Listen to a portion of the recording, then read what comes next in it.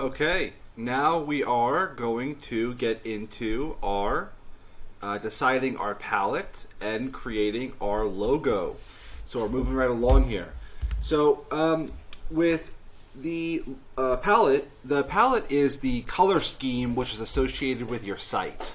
So I have a few examples here, but before I show you the examples, I'm going to show you exactly how I found those examples, as it's going to dictate the correct process for locating your palette. So you don't want to just jump in and say, oh, I think this is a good color pattern. What we want to do is we always want to base our everything we do on what's currently operating in the marketplace. So we don't have to reinvent the wheel. We can just identify what's working, and then we can kind of copy it or use it as inspiration for our own development. So what I did was I typed in my main keyword here, treadmill for sale, and then as I looked through all of the different brands, I was able to locate ones like Online Sports Mall, things that are not brands that I'm familiar with, like Horizon Fitness, even just all the vendors. So I'm just looking at identifying different people who are already selling treadmills. And so I was able to locate a few of those examples. And again, like Peach for All, I'm looking for things that are not Walmart, Amazon, things that are kind of like third-party brands, Fitness Superstore, stuff like this. So I'm identifying those. I have a few examples here that I was able to locate. Secondary benefit of this process is we're getting a list of competitors. So as we're getting our competitor list, then what is that going to lead us to? They're going to have brands. And what is the brand going to lead us to? Oh, we know that brands who are dropship friendly, because they're selling on a site like this where they aggregate many different brands. So a lot of our work here has a multifaceted and multi-purpose function to it. So while you're doing this research and we're looking to develop our color palette, also keep in mind we want to keep a record, whether it's in that Excel sheet or somewhere else, of these different sites that we're visiting, because we're going to definitely reference these many times moving forward. For example, we're doing supplier research. This is a great database of information. So just record these sites, because it's easy to, oh, what was that site? That one that and then it's gone somewhere in the history. And so you want to make sure you record these as you're moving on. Don't just X out of them when you're finished with this process. So what I'm looking at here, and the vision and the looking glass, the lens I'm kind of looking at this right now with, is the colors. So I'm identifying they have some purple, some black, some reds. I see the logo here, and I'm identifying the color palette. So I see these colors. I'm going to keep looking. I see some black, some white, some blues, a little bit of red. So I'm identifying the different color palettes. Let's keep going.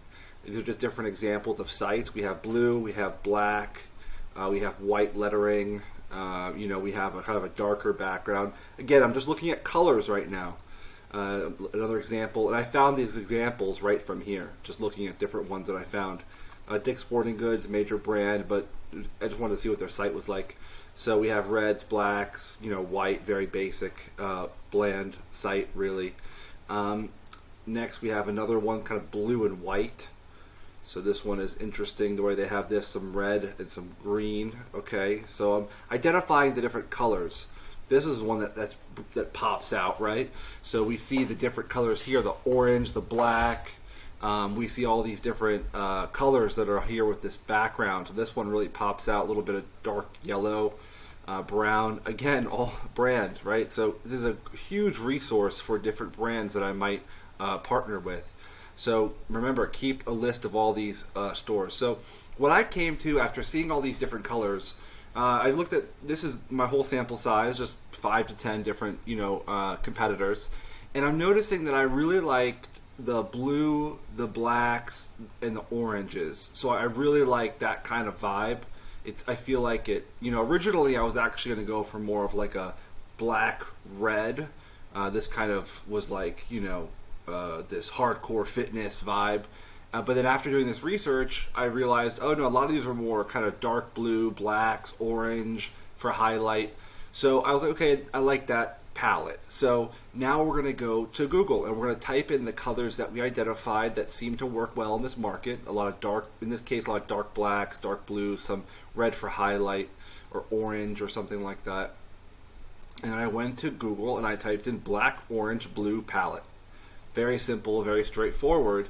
And these are going to be palettes that are kind of pre-designed, so colors that would work well together. So I have black, orange, blue palette, and then I actually identified that this first one right here I really like.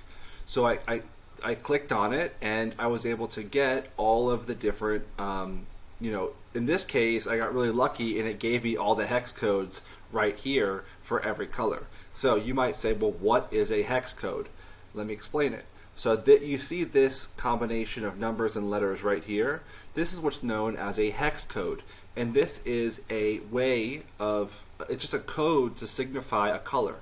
So in the computer language, they have to have some sort of code to determine colors, all the different shades of all the different colors.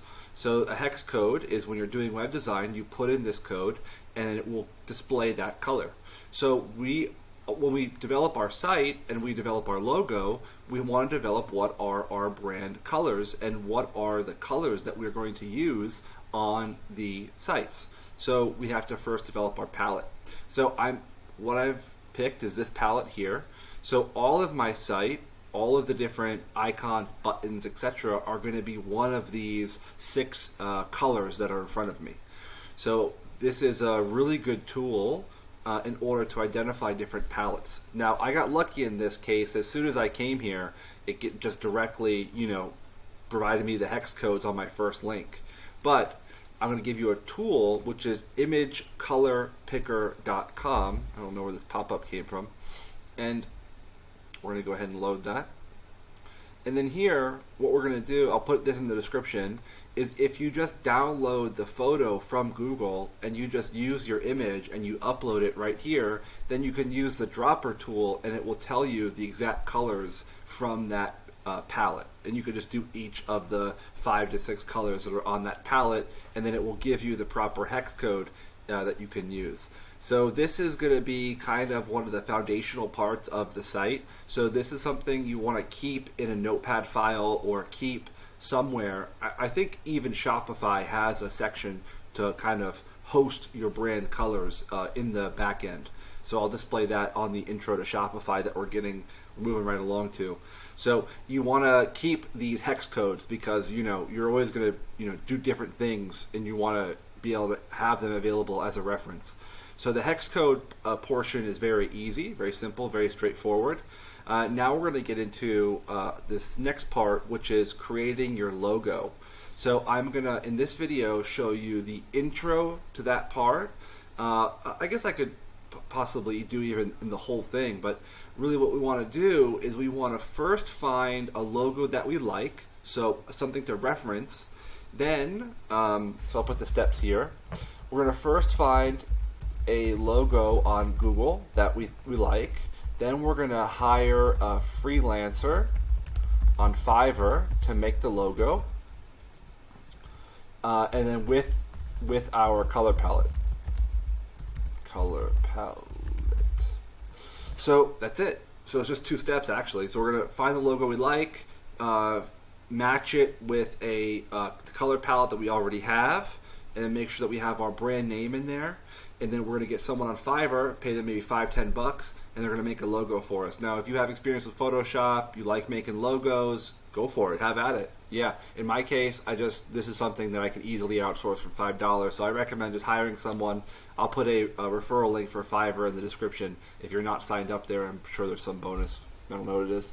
But I always like to use referral links. We try to help as much as we can, any bonuses that are available. So anyway, we want to get a Fiverr freelancer to make the logo for us. And how are we going to find the logo? So again, treadmill for sale. What I would do is just type on logo or even treadmill logo, and then we're going to go to images.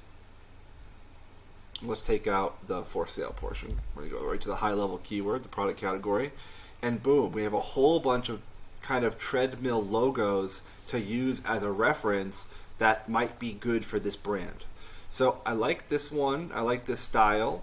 So I'm going to save this and I'm going to put it in a folder, and I'm going to get maybe 2 or 3, different ones that I like for inspiration. So I'd save that one. Let me find another one that I might like. Yeah, I like this angle, so I like something like this. I like a lot. And then I even have one that I saved here from before. I even saved the color palette, display it there. But I have this one from before as well. So this is one that I just saved from doing this, looking over these previously. So something like this I think is quite good. I like the health aspect here along with the treadmill. So what I'm going to do is I'm going to hire a freelancer to just go on Fiverr.com, create an account. I'll create another video on actually posting the ad and how to get all that sorted out. But just to introduce it, we're going to be sending them this example, maybe one or two other examples, and we're going to giving them our color palette and giving them our brand, and then we're going to have them create a logo for us, a custom logo. And they're also going to give us a few different sizes and different files, which is good because and also like a favicon, which is like there's a lot of different things they'll give you, which can be used all over the site. There's a lot of places where you need different sizes for different placements. So either way, this is the intro to the, first we discussed how to just decide your palette, and then after we have the color palette established, you have the one that's going to match your brand after doing the research. Then we have a logo, same thing, just type in your high-level product category, followed by logo in Google, go to images, and find 2 or 3 that you like. And then we're going to go to Fiverr, and we're going to find a freelancer and send them all this information. And then we'll get a logo back in about 24 to 48 hours usually. So we're going to go ahead and pause this video, and the next video is going to be the Fiverr.com walkthrough on how to get the freelancer to make the logo for you. All right, see you next video.